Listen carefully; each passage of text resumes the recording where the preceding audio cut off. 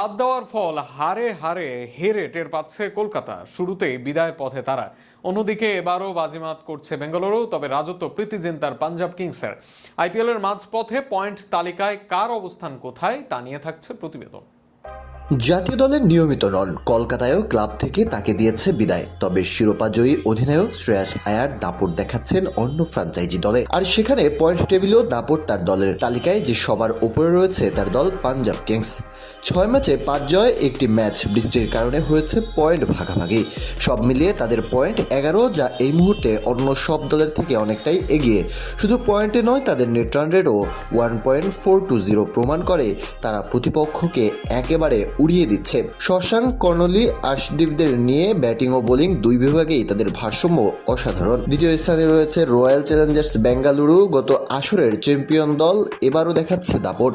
বিশেষ করে ব্যাট হাতে কোহলি, পাতিদার ও বল হাতে বুভি হেজিলউড ঘুরিয়ে দিচ্ছেন ম্যাচের চিত্র।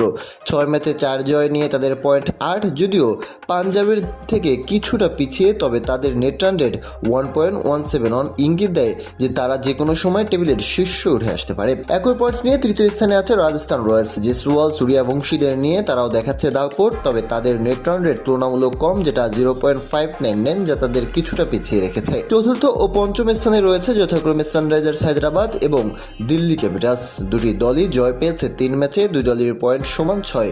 যদিও কিষান হেড অভিষেকের হায়দ্রাবাদ খেলেছে 1 ম্যাচ বেশি, তবে এই দুই দল এখনও প্লে অফের দৌড়ে ভালোভাবেই টিকে আছে। মিড টেবিলের লড়াইটা সবচেয়ে interesting. Gujarat Titans, Mumbai Indians এবং চেন্নাই সুপার কিংস, এই তিনটা বড় দলই এখন মাঝামাঝি অবস্থানে। বিশেষ করে মুম্বাই ও চেন্নাইয়ের মতো সফল দলগুলো 6 ম্যাচে মাত্র 2টি জয় পেয়েছে, যা তাদের ফ্যানদের জন্য হতাশাজনক।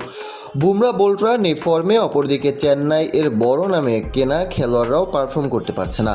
তবে আইপিএলে কামব্যাক সবসময় সম্ভব, তাই তাদেরকে এখনই বাদ দেওয়া যাচ্ছে না। নিচের দিকে রয়েছে লখনৌ সুপার জায়ান্টস এবং একেবারে শেষ স্থানে কলকাতা নাইট রাইডার্স।